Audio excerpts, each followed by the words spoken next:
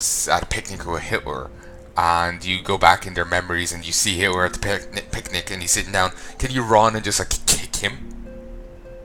And he'll just, flop back, sit back up, and continue on. Because that would be hilarious. And what? Actually, saying that, Hitler at picnics, it sounds wrong, but I wonder, did he ever do them?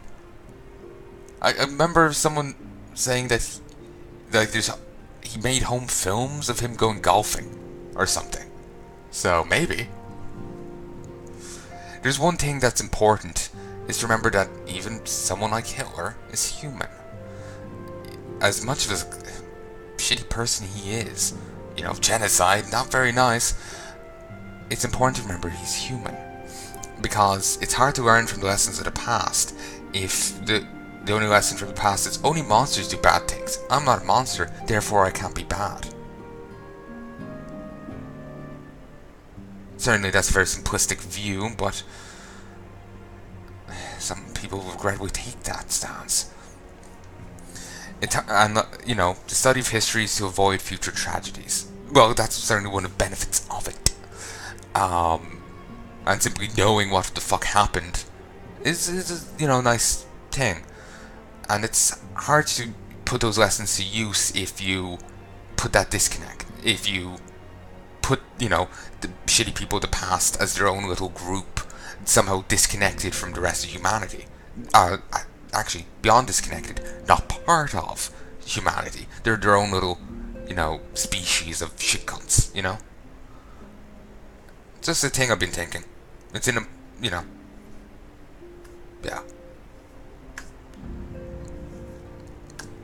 Yeah, basically. It's important to, even if someone's a shitty person, it's important to remember that they're human. Because firstly, it's accurate, and secondly, well, if it's, learning from things of the past, you can't really learn from it if, well, you're, lying to yourself about it. Or skewing things, so it's, you're preventing you from learning from it, basically. Since I've already made my point, I'm basically gibbering it up here, because I'm rephrasing it poorly. But yeah, you see my point. Actually, I remember people were sharing things, apparently Hitler flirting with his mistress, and it's like, oh, why are you recording an old man like me? I should be recording you.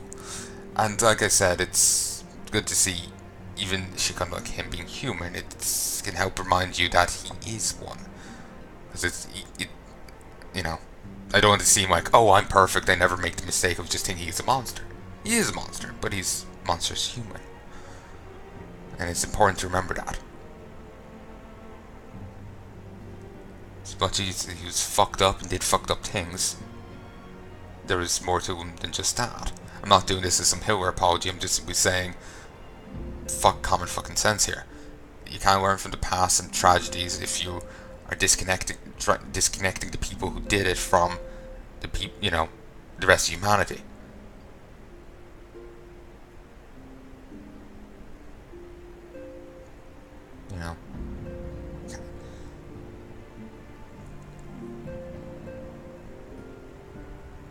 I remember there was a Nostalgia Critic episode, and he actually was talking about this kind of point. I'm not sure how good of a point it was, but it seems to go along with the same ideas, premise I was going with here. It was one of the Dr. Seuss ones. You know, the one with the little orange guy? And the Onceler. Apparently in the books, you never actually see the Onceler. Or, like, he's all cloaked or whatever. But in the movie, because the reason you don't see him is he could be anyone, kind of thing, when he's being talked to, it's always, he's obscured in some manner, because he could be anyone, and he was saying that the movie adaptation of it kind of failed in that regard because they show you what he's like and what he did, and his descent into dramatic evilness rather quickly, which kind of ruins the message. At least what Nostalgia Critic was saying the message was.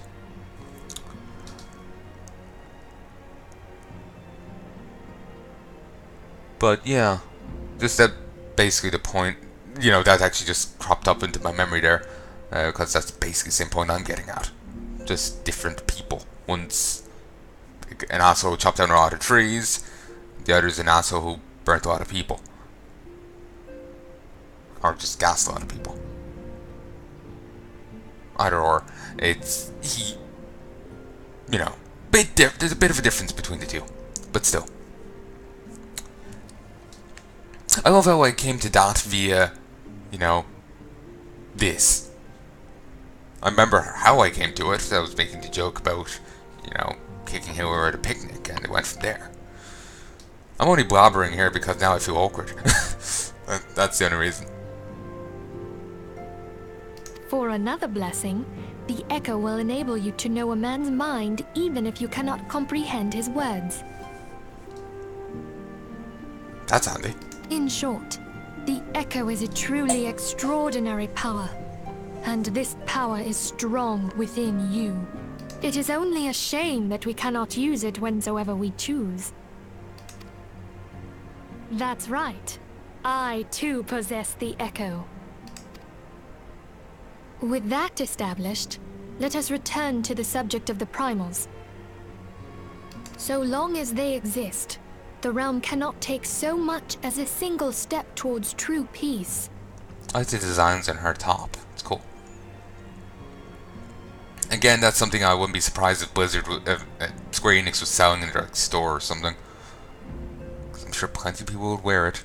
Make it a, bedrobe. Make it that bit longer. A fair bit longer. Measures must be taken. Measures which transcend boundaries, be they of faction, race, language, or creed. And to do so, the Scions require the aid of those with our talent. Make no mistake, the Echo will be instrumental in dealing with the primal threat. Without it, we cannot hope to save the realm. I know not what it is you desire for yourself, nor what it was that first brought you to Eorzea. But I firmly believe that the power we possess was given to us for a purpose. Why else would the gods entrust man with a gift so extraordinary, if not to have him use it? And so I implore you, lend us your power. Maybe the gods are asses. They give you phenomenal gift, but you're not to use it. Maybe they're asses. Naturally, your aid will not go unrewarded. We're fortunate to have a number of influential allies, and at a word from me, they will gladly offer you certain privileges that might otherwise be denied you. The right to employ retainers, for example. Are you familiar with them? They're individuals who may be relied upon to manage your assets and belongings on your behalf. The papers you requested, my lady.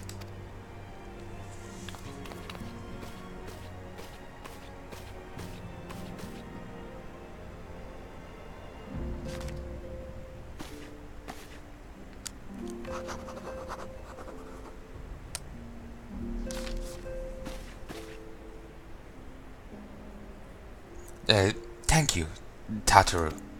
Tataru, the pleasure is mine, my lady. By way of a welcoming gift, I've taken the liberty of adding your name to the retainer's registry. As of now, you're entitled to employ the services of a retainer. You will need to consult the retainer Miqo'te regarding the particulars of this arrangement, but believe me when I say the retainers will prove invaluable to you in your adventuring endeavors. Let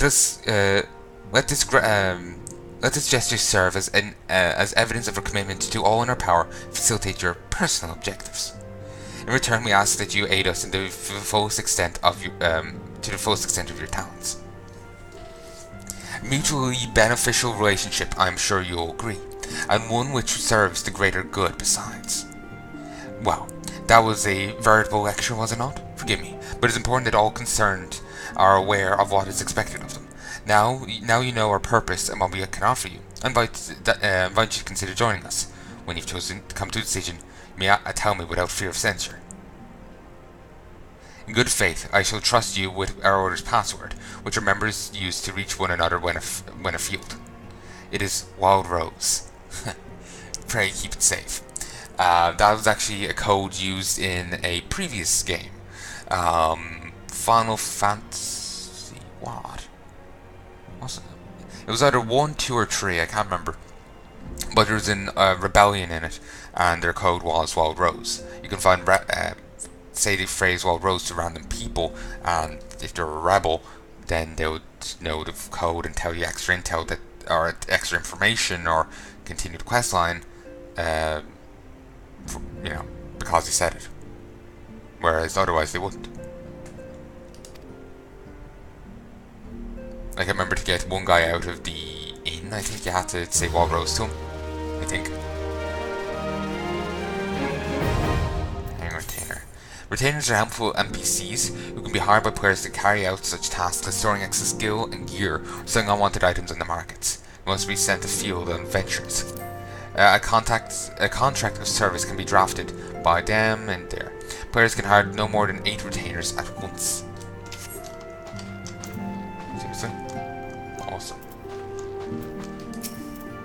We Scions have but one objective: safeguard the future of Erosia. Among our gravest concerns are godlike beings known as primals. Long have we striven to find a lasting solution to the threat they pose. I know not what it is you desire for yourself, nor what it is that first brought you to Erosia, but from belief the power we possess was given to us for a purpose. Pray consider this when you give me your answer, Kuren.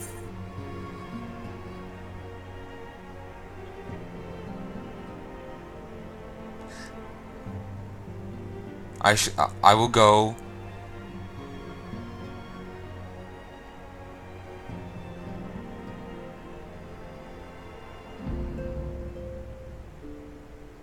I'm gonna go with this because it sounds cool. I'll go whether the wild rose blooms. Wild rose by any other name. Minfilia? I can't remember. Is waiting to hear whether or not you'll pledge your support to the Scions. Don't think we have much choice in the matter. I take it you will help us. Wonderful! I knew you wouldn't let us down. But come, I would introduce you to your friends in the Order. Tell me, does the name Sharlayan ring any bells? It used to be one of Eorzea's 6 city-states, and was situated in the northwest of Ul'dah. The Sharlayans were the keepers of wisdom both old and new. Their mastery over magic and ether was unsurpassed, and even the Garleans knew to fear them. Among their number, there were a noble few who devoted their lives to safeguarding the future of Eorzea. When the realm began its descent into chaos, and their countrymen fled for the motherland, they alone chose to remain here. These noble men and women were called the Archons. Those same brave souls stand before you now. Really? The masked woman is Ida, and beside her is Popalimo. I was the imagining two are charged with older people. surveying the Twelveswood. Older people. Not these, like these are separate people, not them. But alright. Hello there. Cheers, love. The cavalry's here. Welcome. Okay, my turn to introduce someone. That there is Thancred. He is our man here in Ul'dah, Jewel of the Desert. Welcome to the team. That's his voice? I heard it before, but it just sounds so really weird there. I never doubted that you'd come. He's like too old for him. If I may, the lovely maiden beside me is named Y'shtola. Limsa Lominsa has the pleasure of being under her care. Greetings. Last but not least is Urianger, who presides over all affairs within these halls. Pray seek him out whenever you have questions. I'm looking Ah, I guess Drumcren's looking at him, because that's the guy they're talking about. She's still talking. For whatever reason, I thought the Guildmaster was. I was confused. Dawn may banish even the darkest night. The words of a dear friend. I am glad of our meeting.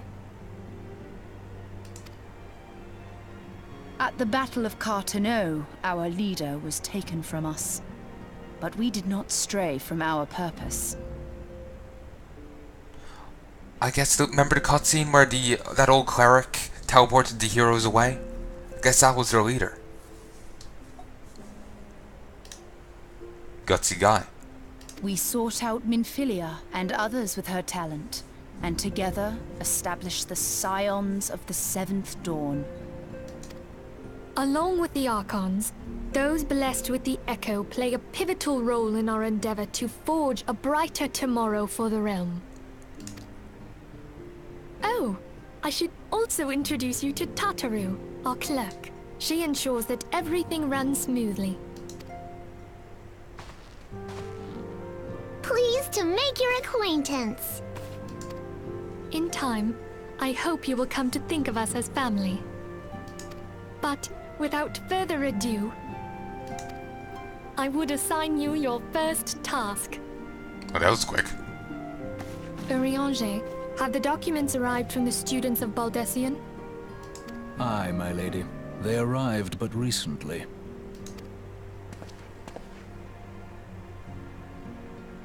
We have received a request for aid from the Immortal Flames. Awesome. I wonder if it would be a different faction if, you know, say I started in Gardenia, would be their version of the Immortal Flames? Or does it always go to the Immortal Flames? Thancred, would you do the honors? It would be my pleasure. Some days ago, a crystal caravan registered to Amagina and Sons mineral concern was waylaid and divested of its cargo. But there is more. Within a bell of the robbery, several people were reported missing from the shantytown outside the city. At a glance, one would assume the involvement of bandits, kidnappers, and coincidence. Such crimes are hardly uncommon, and the Immortal Flames deal with their like almost every day. However, this time we have reason to believe that a primal is involved. Yes, the primal of napping and kidnapping. Yes. Aye. The evidence left behind implicates the Emolja, who are known worshippers of Ifrit. If we then consider the objects that were taken, there is no room left for doubt. The crimes were committed in the name of a primal. That you may better understand the nature of our struggle with the primals, I would have you play the leading role in this investigation. You have my thanks. If there is aught you wish to know, I recommend you speak with Thancred. He is well versed in the affairs of Ul'dah. Ever at your service, dear fellow.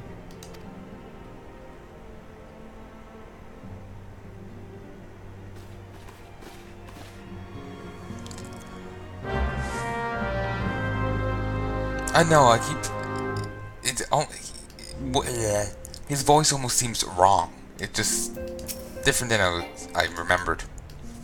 I have to walk over to him. Oh, so much work. Ready to begin, are we? That's the spirit. So then, your mission is to investigate a crystal robbery and a spate of abductions.